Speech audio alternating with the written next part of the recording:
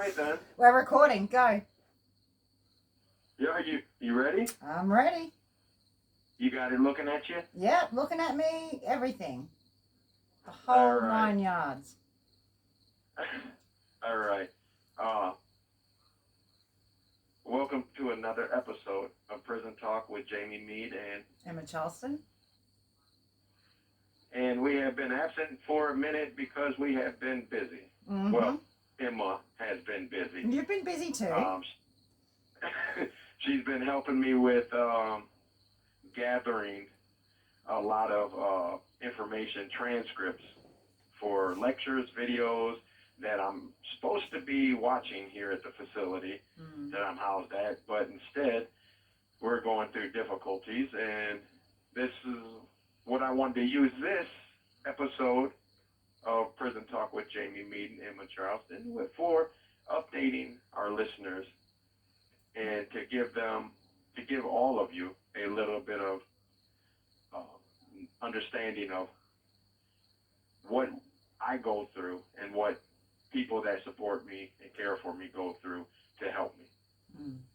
So on March the 8th, I had a meeting with the Committee on Ministry in the United Church of Christ Michigan Conference Covenant Association for an update on my member in discernment status.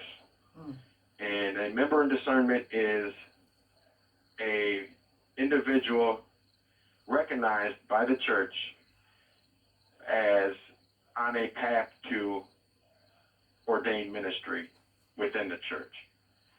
And they voted unanimously to renew my member in discernment status. Good. Because I'm still in seminary, so I'm on the path considered as traditional path because I'm in seminary. And the Committee on Ministry asked questions. What do I want to do within my ministry?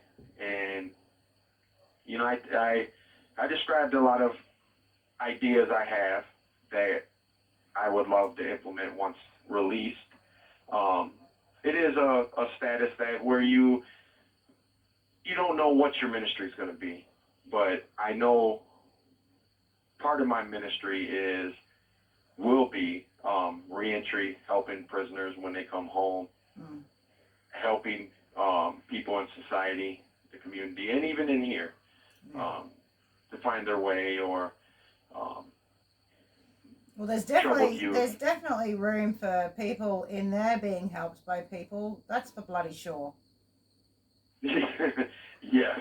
And another update, and Em will probably follow up with some questions, was on Wednesday, I was informed by the school staff here at the Macomb Correctional Facility, Principal Ronald Seabury, the Secretary Rivera, not sure her first name, and Erica Gamble, who was in charge of my Master's of Divinity program at one time. She was like the facilitator of it. But at about 3, it was about 2:45, maybe 20 till 3, on Wednesday, March 8th, they called me into their office, to give me some updates. And the principal, Ronald Seabury, started out, he's going to change my whole program into correspondence. I'm not allowed to do nothing. I'm not getting lectures, videos, PowerPoints. I'm not getting anything. I'm not going to be able to use a computer. And this was what Heather Gay, who is the education manager of the Michigan Department of Corrections, and the Michigan Department of Corrections Offender Success Administrator, Kyle Kaminsky, stated. And he was just going on and on, being very confrontational with me on what he's going to do. And it even came to a point to where he and Rivera, the secretary, said, I don't care if the director of corrections, Heidi Washington, calls her or him. They don't care what Heather Gay says. They don't care what Kyle Kaminsky says. And Rivera even said, I don't care if the President of the United States calls me. I'm not doing it unless it's allowed in policy. So we had a little debate over what policy says. They pulled out the policy. They were putting their own words into it and using can. And I said, I said, where does can exist in that sentence?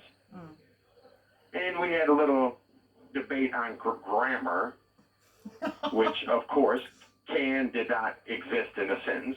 She implied it and put it in there. But we were going through this. At the same time, I was unaware that Miss Gamble, Erica Gamble, actually called or emailed Heather Gay, the education manager, because we weren't getting anywhere. And this is where everything took a turn. Heather Gay called and said she's going to be on, I'm not sure what their network's called, but it's like Zoom, face-to-face on the computer. She called in and asked if I was still there, put me on, so I'm doing like a Zoom call with her, but she wanted Erica Gamble Rivera, who was holding the laptop up so she could see me, and Ronald Seabury, the principal, in the same room. So the first, right out the gate, she said they came to an agreement. Kyle Kaminsky and her had been working endlessly, tirelessly with the Chicago Theological Seminary and Dr. Alex John Charles. And they came up with an agreement that fits both. They both gave in on some. And right then, Erica Gamble said, does Mr. Meade get lectures, videos, PowerPoints, and everything? Heather Gay said, absolutely. It will be downloaded just like it was before. And so that was contrary to everything the principal was just telling me that Heather Gay and Kyle Kaminsky. And then the principal admitted that he already had the agreement. So he knew what was going to be allowed. Well, here comes Secretary Rivera. Well, I'm a stickler to policy, and I'm only going to follow policy going on and on. Miss Gay, who is her boss, said, this is outside the scope of policy. And I asked her directly on the computer, is this a pilot program? Is this a pilot project between CTS and the MDOC? She said, this is a pilot program. This is outside the scope of policy. She said, if we have to change policy, we'll change it, because Rivera was becoming argumentative, even with Heather Gay. And it just amazes me that subordinates can actually tell their supervisor what they're going to do and not do. But I guess this is what the Department of Corrections and, government jobs allow. Obviously. Did you mention, did anyone in that room mention the dressing down, essentially, that you got before that phone call? Because I'm assuming they weren't expecting that Zoom call. I attempted to be diplomatic. And during this conversation with Heather Gay, Miss Gamble expressed they had no USB memory sticks to be able to download the material from email to, or from, computer emails to the computer I used, the standalone. So that was, that. And it got close to count, so I had to leave. But I could see in the corner of my eye, Principal Ronald Seabury was just moving his necktie and everything, because everything he just told me was a bold-faced lie. And he even admitted, while Heather Gay was on there, that he had the agreement, that he looked at it. So he was going, it's either one, he was intentionally doing that because he don't want to follow what his supervisor says, or, or two, he just lost his mind. Has so much malice in his heart that he's not going to do it, period. So this is another interesting turn. Because I know, Jamie, you always say everyone within the corrections, like everyone in prison has such a hard time getting an education. But what I don't understand, I really don't understand, it can't be that frowned upon that they go this far out of their way to be difficult. It has to be personal. It can't possibly be. Oh, it's not personal. But see, then all we have to do is turn to the city of Detroit. Let's look at the city of Detroit and what level they rank on in the public school system. Yeah. Those type of administrators have the same type of mentality in the public schools. That's why kids fail. That's why the United States has such a low level. What we rank 28th, 29th on a world scale on math and English. I couldn't just say. the basics. Yeah. And that's Detroit ranks so much further. And these are where these educators are coming from. Yeah.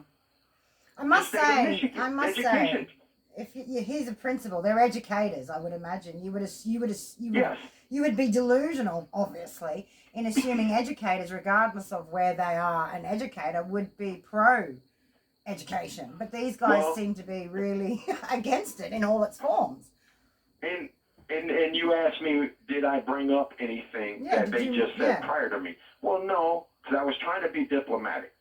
I didn't want to be confrontational. Yeah, well, that's true. And but what I ended up doing was the next day, prior to that phone, the video face-to-face conference ended,